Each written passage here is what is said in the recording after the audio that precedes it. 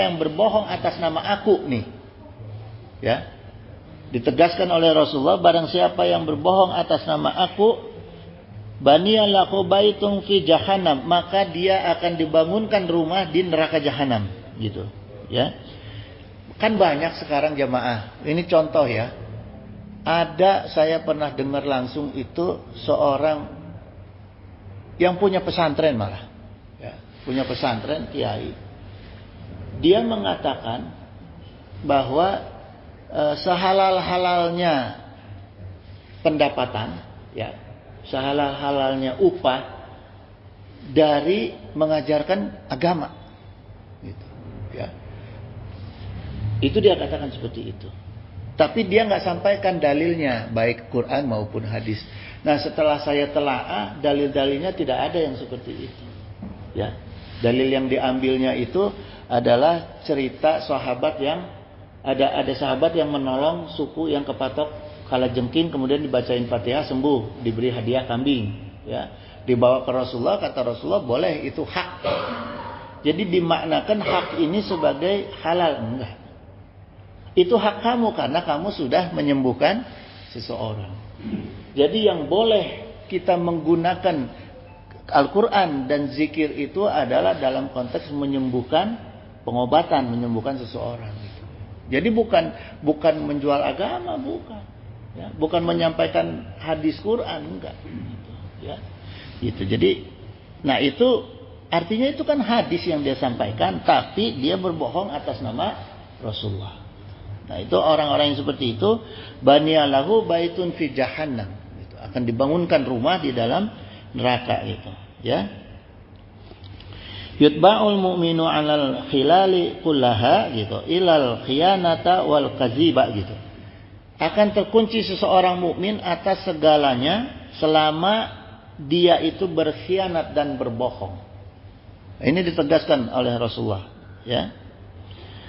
Orang-orang yang suka berkhianat dan suka berbohong, maka dia akan terkunci dari segala hal. Ya coba aja. Faktanya jelas. Orang yang suka berkhianat, orang yang suka berbohong, maka kehidupan dia akan terkunci tuh. Kesana susah, kesini susah. Ya, karena orang udah mengenal dia sebagai orang yang suka berkhianat dan suka berbohong, gitu. Dan ini pasangannya nih, koalisi nih. Orang yang suka berbohong pasti suka berkhianat, gitu. Ya, gitu.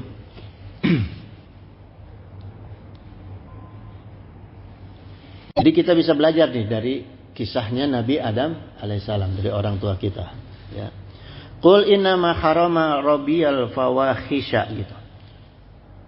Kemudian Allah juga berfirman dalam Al-A'raf 33, ya. Katakanlah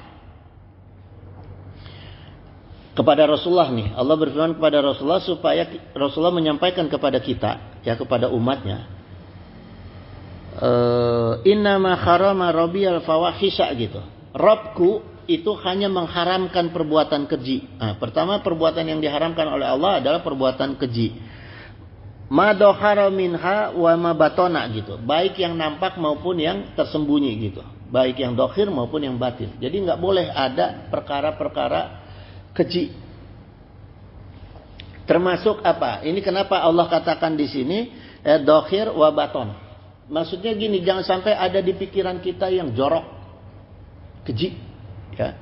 Karena dari mulai pikiran ini turun ke hati jadi bentuk wujud. Perilaku.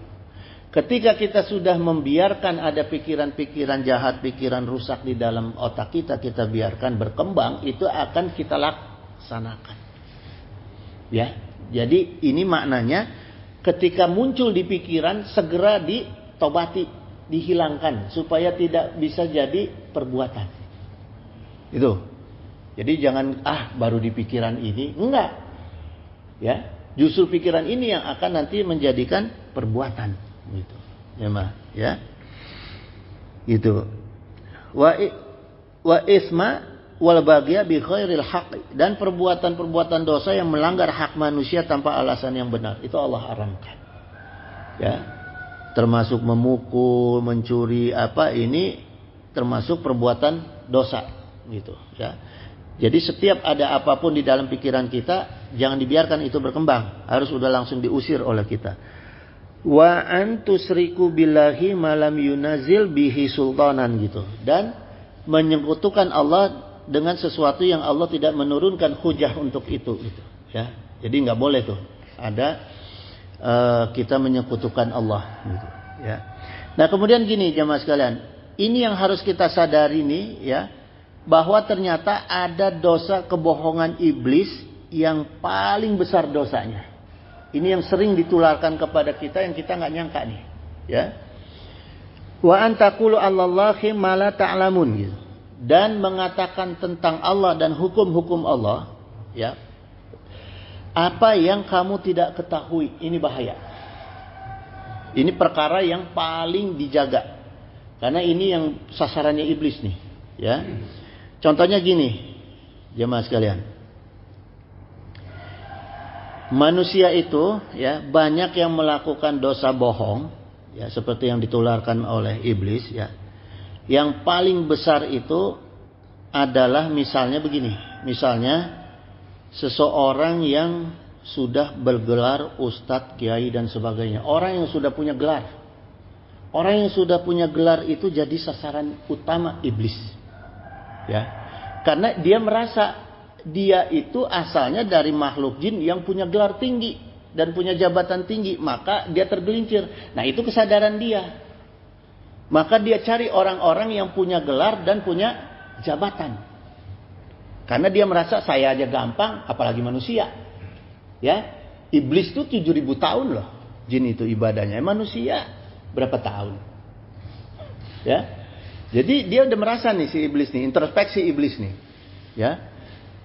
Jin aja, saya aja dulu gampang tergelincir ketika saya punya gelar tinggi dan jabatan tinggi.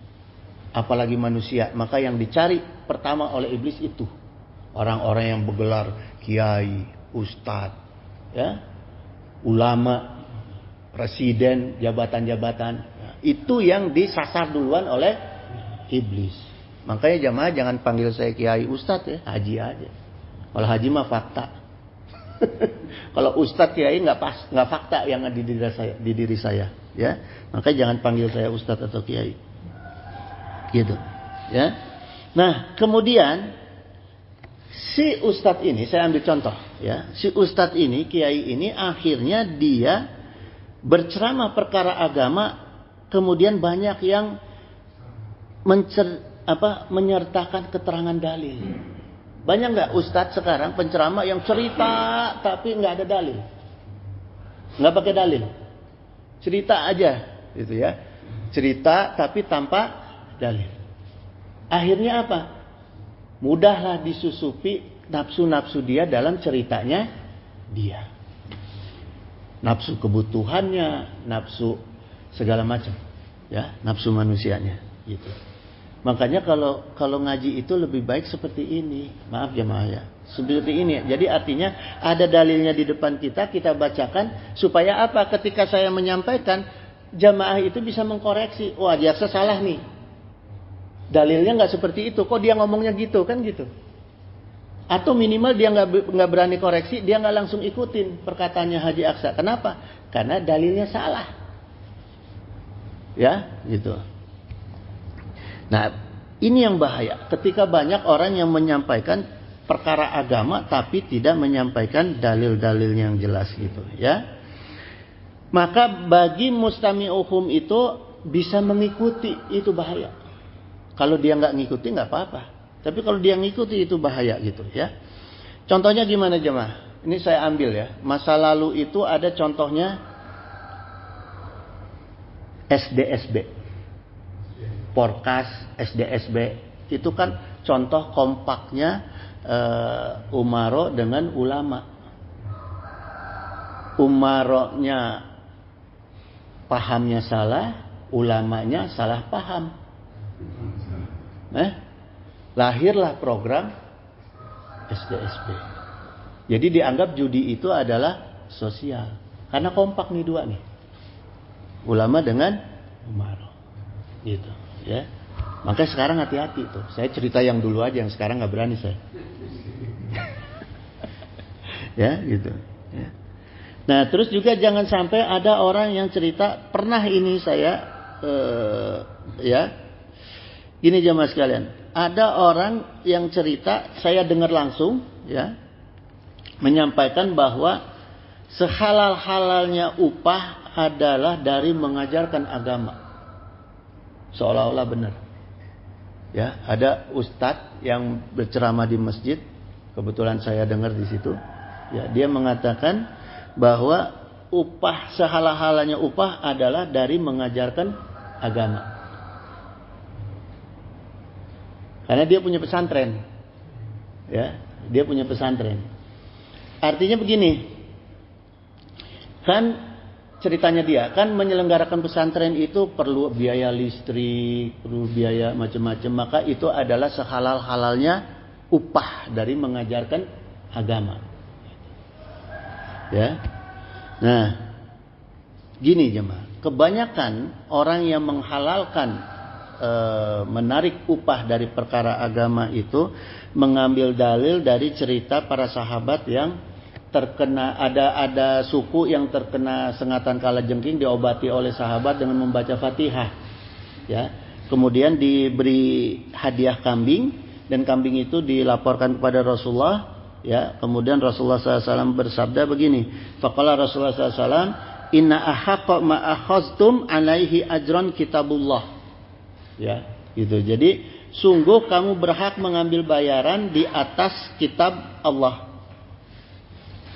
Itu dijadikan dalil untuk menghalalkan mengambil upah dari perkara agama, gitu. Ya, kalau kita kupas kalimatnya di sini adalah inna ahaqqa, bukan sehalal-halalnya, tapi kamu yang berhak.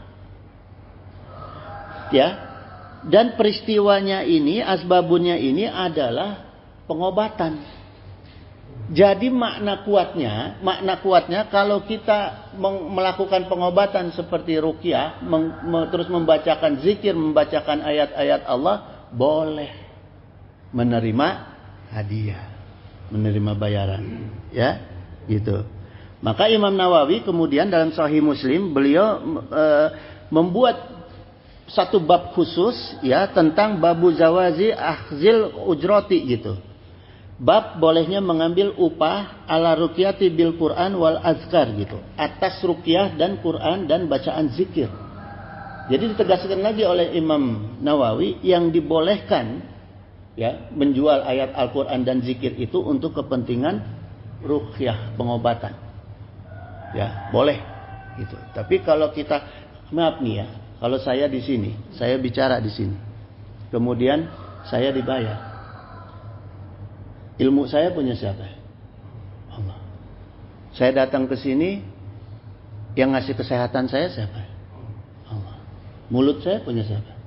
Allah. Kok saya jual punya Allah? Kapan saya minta izin ya? Barang kita dijual sama orang, kapan terus kita nggak minta izin, marah nggak?